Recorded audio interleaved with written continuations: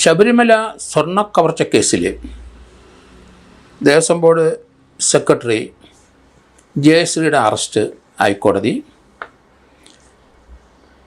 നാളെ വരെ തടഞ്ഞിട്ടുണ്ട്.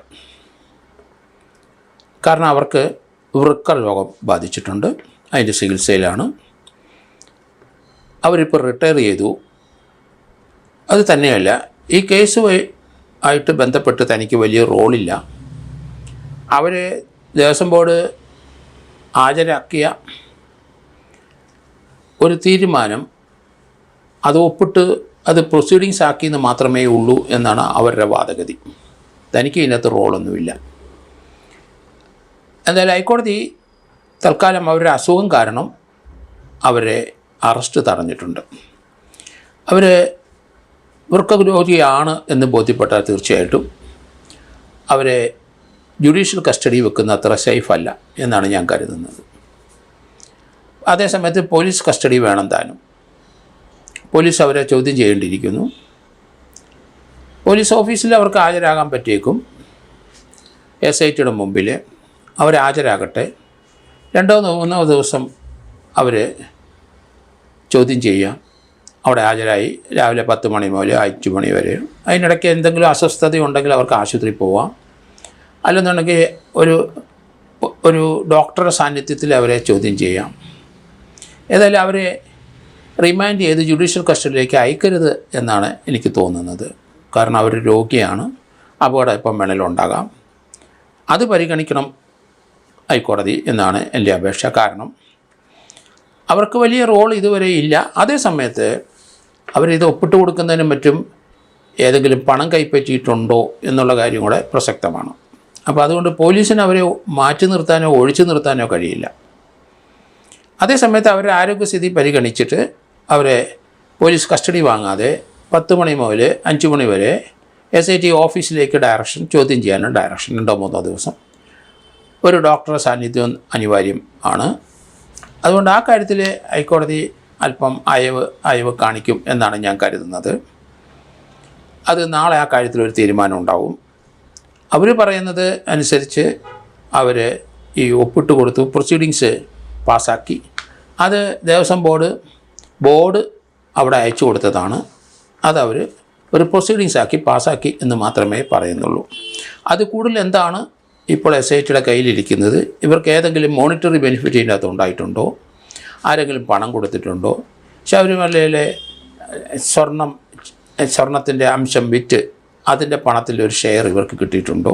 അങ്ങനെയുള്ള കാര്യങ്ങൾ ധാരാളം നോക്കേണ്ടിയിരിക്കുന്നു. അത് തന്നെ ഇവരുടെ ഓഫീസിലെ ഈ ശബരിമലയിലെ ആയിട്ട് ബന്ധപ്പെട്ട അവിടുത്തെ മിൻസ് ബുക്കും മറ്റതും അവരുടെ തന്നെ ഓഫീസിലിരുന്ന് കണ്ടില്ല.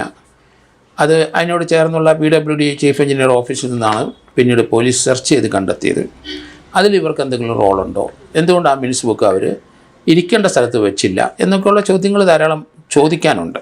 അതുകൊണ്ട് അവരെ പോലീസ് കസ്റ്റഡിയിൽ കൊടുക്കാതെ പോലീസിലേക്ക് ഒരു ഡയറക്ഷൻ 2-3 ദിവസം പോലീസിൻ്റെ റിക്വസ്റ്റ് അനുസരിച്ച് അല്ലെങ്കിൽ നോട്ടീസ് കൊടുത്താൽ 10 മണി മുതൽ 5 വരെ അവരെ ചോദ്യം ചെയ്യാം. അവരെ അറസ്റ്റ് റെക്കോർഡ് ചെയ്ത് കഴിഞ്ഞാൽ അവരെ കോടതി പ്രൊഡ്യൂസ് ചെയ്താൽ കോടതി അന്നേ ദിവസം തന്നെ ജാമ്യത്തിൽ അവരെ അയക്കുകയും ചെയ്യാം. അങ്ങനെയുള്ള ഒരു നടപടി സ്വീകരിക്കും എന്നാണ് ഞാൻ കരുതുന്നത്. അതേസമയത്ത് ഇനി ഈ കേസിലേക്ക് പലരും ചോദ്യം ചെയ്യേണ്ടതുണ്ട്. പോലീസ് ഇപ്പം വീണ്ടും പത്മകുമാറിനെ കസ്റ്റഡി ചോദിച്ചിട്ടുണ്ട്. അതുപോലെ തന്നെ വാസുവിനെ കസ്റ്റഡി ചോദിക്കേണ്ടി വരും. ഉണ്ണികൃഷ്ണൻ പോറ്റിയുടെ പ്രസൻസും ആവശ്യമാണ്. ഇനി ഫർദറായിട്ടുള്ള വളരെ വൈറ്റലായിട്ടുള്ള തീരുമാനമാണ് SIT എടുക്കേണ്ടത്. ദേവസ്വം ബോർഡിൻ്റെ പ്രസിഡൻറ്റിൻ്റെ മുകളിലേക്ക് ആർക്കെങ്കിലും ഇതിനകത്ത് പങ്കുണ്ടോ? ആർക്കെങ്കിലും പണം കൈപ്പറ്റിയിട്ടുണ്ടോ? ഇവരേതെങ്കിലും ഷെയർ കൊടുത്തിട്ടുണ്ടോ? ഇവിടെ ഒരു വാദഗതി ഉണ്ണികൃഷ്ണൻ പോറ്റിയുടെ കാര്യത്തെപ്പറ്റി പത്മകുമാർ പറയുന്നത് താൻ വരുന്നതിന് മുമ്പ് ഉണ്ണികൃഷ്ണൻ പോറ്റി അവിടെ ഉണ്ട്, അപ്പോൾ താൻ കൊണ്ടുവന്ന ആളല്ല എന്നുള്ള രീതിയിലുള്ള സ്റ്റേറ്റ്മെൻറ്റൊക്കെ വന്നിട്ടുണ്ട്. 2004-2008 കാലഘട്ടത്തിൽ ശബരിമലയിൽ ഉണ്ണികൃഷ്ണൻ പോറ്റി ഉണ്ടായിരുന്നു 4 വർഷം. അവിടുത്തെ പോറ്റിയുടെ ഒരു അസിസ്റ്റൻ്റായിട്ട് അവിടെ സെർവ് ചെയ്തിട്ടുണ്ട്. ആ സമയത്ത് ഉണ്ണികൃഷ്ണൻ പോറ്റി സ്വർണം കണ്ട് മയങ്ങിപ്പോയിട്ടുണ്ടാവും എന്ന് എനിക്ക് തോന്നുന്നു. ദുരുദ്ദേശം അതിന് ശേഷമായിരിക്കണം പൊങ്ങിയത്. 1998-99 കാലഘട്ടത്തിൽ അവിടെ വിജയ മല്യയുടെ സ്വർണം 10-30 കിലോയോളം അവിടെ വന്നെന്നൊക്കെ അദ്ദേഹത്തിന് അറിയാം. അത് തട്ടിച്ചെടുക്കാൻ അന്ന് മുതലേ പ്ലാനിങ് ഉണ്ടായിരിക്കും, ഒരു കോൺസ്പിറസി അതിലോട്ട് ഉണ്ടാവും. അതിന് പറ്റുന്ന ദേവസ്വം ബോർഡിലെ പ്രസിഡന്റുമാരെയും ദേവസ്വം ബോർഡ് മെമ്പേഴ്സിനെയൊക്കെ സ്വാധീനിച്ച് അവരെ ഈ പണം ആരും അറിയാതെ ഇത് തട്ടിക്കൊണ്ടുപോയ അതിന് സ്വർണത്തിൻ്റെ വീതം എടുത്താൽ ഒരു പ്രശ്നവുമില്ല. അത്യാവശ്യം സ്വർണ്ണമായതുകൊണ്ട് ചെമ്പ് പാത്രത്തിൽ പൂശ എപ്പോഴും സ്വർണം പോലെ തന്നെ തോന്നുകൊണ്ടിരിക്കും.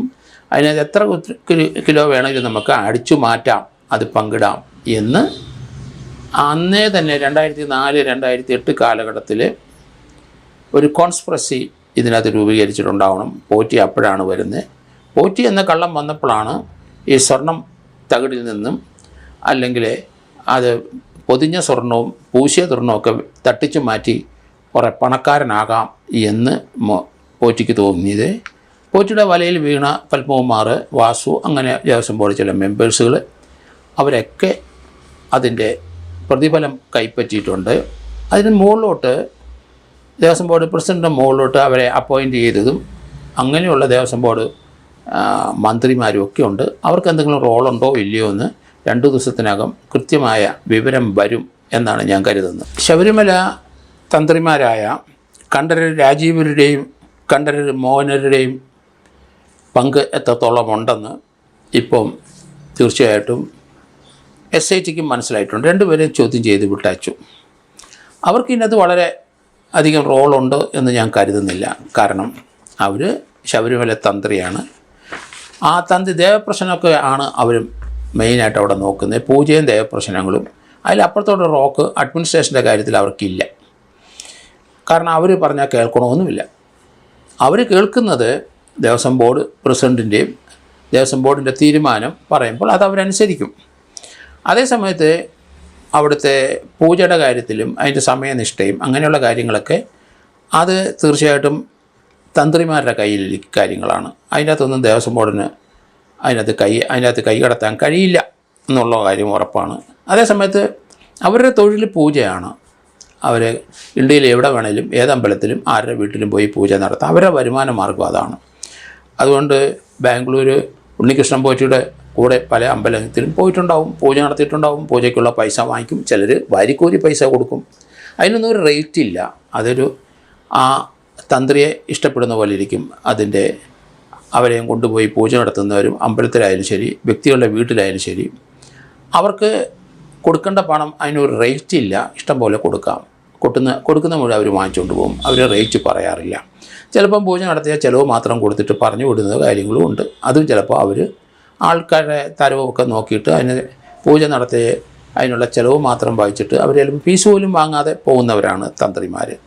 അതുകൊണ്ട് ഈ ഒരു കേസിനകത്ത് അവർക്ക് ഇൻവോൾവ്മെൻറ്റ് ഉണ്ടാകണമെങ്കിൽ ഉണ്ണികൃഷ്ണൻ പോറ്റി അമിതമായ ഇത് വിറ്റ് കിട്ടിയ സ്വർണം വിറ്റ് കിട്ടിയതിൻ്റെ ഒരു ഷെയർ അവർക്ക് കൊടുത്തെങ്കിൽ മാത്രമേ, അങ്ങനെ ഒരു തെളിവുണ്ടോ ഇല്ലയോ എന്നറിയില്ല. എങ്കിലും അവരെ 2 പേരെയും ചോദ്യം ചെയ്ത് വിട്ട് അവർക്ക് വലിയ റോള് വരാനുള്ള, അവർക്ക് അവിടെ തന്ത്രിയായിരുന്നപ്പം ഈ സ്വർണം പൂശിയതെല്ലാം അടിച്ചെടുക്കാനായിട്ട് അവർ ദേവസ്വം ബോർഡ് പ്രസിഡൻറ്റിനെയും അല്ലെങ്കിൽ ഉണ്ണികൃഷ്ണൻ പോറ്റിയൊക്കെ ഉപയോഗിച്ചു എന്നുള്ള കാര്യത്തിൽ എവിഡൻസ് വരണം. പക്ഷേ അതിനുള്ള സാധ്യത വളരെ മങ്ങിയതായിട്ടാണ് കാണുന്നത്. കാരണം അവർക്ക് വലിയ റോളുണ്ടെങ്കിൽ അവരുടെ രംഗത്തുണ്ടാവണം. ഇതുവരെ അവരുടെ കാര്യത്തെപ്പറ്റി രംഗത്തില്ല. അത് വിൽക്കാൻ പോയാനോ സ്വർണം വിൽക്കാൻ പോയതിനോ അതിൻ്റെ കൂടെ മദ്രാസിലോ അല്ലെങ്കിൽ ഹൈദരാബാദിലോ ബാംഗ്ലൂരോ തന്ത്രിമാർ സ്വർണവുമായിട്ട് പോയെന്നോ അതുമായിട്ട് ബന്ധപ്പെട്ട് പൂശാൻ പോയെന്നോ ഒന്നും ഇതുവരെ എവിഡൻസ് ഇല്ല. അതുകൊണ്ട് അതൊക്കെ വളരെ ബ്ലീക്കായിട്ടാണ് എനിക്ക് തോന്നുന്നത്. സാധ്യത വളരെ കുറവായിട്ടും തോന്നുന്നുണ്ട്. എന്തായാലും 2 തന്ത്രിമാരെയും ചോദ്യം ചെയ്ത് വിട്ട് കഴിഞ്ഞിരിക്കുന്നു. അവർക്ക് ഈ കാര്യത്തെപ്പറ്റി എന്തെങ്കിലും, കാരണം ഏത് തന്ത്രിയായാലും ശരി ആരായാലും ശരി ദേവസ്വം ബോർഡിൻ്റെ ഒരു ആജ്ഞ അനുസരിച്ച് അവർ അവിടെ പ്രവർത്തിക്കാനേ കഴിയുള്ളൂ. രണ്ടാമത് ഈ സമയനിഷ്ഠയൊക്കെ അവർക്ക് പ്രത്യേകമായിട്ടും അത് നിഷ്കർഷിക്കാം.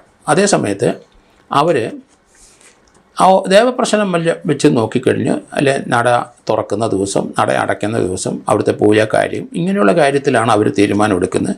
അതിന് ദേവസ്വം ബോർഡിലെ പ്രസിഡൻറ്റിനോ അവിടുത്തെ അംഗങ്ങൾക്കോ ആ കാര്യത്തിൽ ഒരു നിർദ്ദേശം കൊടുക്കാനോ തീരുമാനം എടുക്കാനോ കഴിയില്ല. താന്ത്രികപരമായ കാര്യങ്ങൾ അവർ ചെയ്യുന്നതെന്നല്ലാതെ അതിനുള്ള അവർ ഫീസ് കൊടുത്തെന്ന് അവർ വരും, അല്ലെങ്കിൽ അതിന് കുറച്ച് അമിതമായ അവർക്ക് കാണിക്ക കിട്ടിയെന്നും വരും. അങ്ങനെയൊക്കെ ധാരാളം ഈ ശബരിമല അതിലെ തന്ത്രിമാരായിട്ട് അല്ലെങ്കിൽ അവിടെ ശാന്തിക്കാരായിട്ട് വരുന്നവർക്കൊക്കെ പണം ധാരാളം കിട്ടും. അതുകൊണ്ടാണല്ലോ അവർക്കൊക്കെ സ്പോൺസേഴ്സ് ഉണ്ടെന്നാണ് പറയുന്നത്. വളരെയധികം പണം ആ കാര്യത്തിൽ അവർക്ക് കിട്ടും. അത് തന്നെയല്ല, ശബരിമല ഒരു തന്ത്രിയായിട്ട് അല്ലെങ്കിൽ ഒരു പൂജാരിയായിട്ട് അവിടെ സേവനം ചെയ്ത് വെളി വരുന്നവരെല്ലാം ഇന്ത്യയിലെ ദക്ഷിണേന്ത്യയിലെ പല ക്ഷേത്രങ്ങളിലും പോകും. അവർക്ക് വലിയ റിസപ്ഷനാണ് കൊടുക്കുന്നത്. അവിടുന്ന് വളരെയധികം പണം അവർക്ക് ലഭിക്കാറുണ്ട്. കോടിക്കണക്കിന് രൂപ കിട്ടുമെന്നാണ് പറയുന്നത്.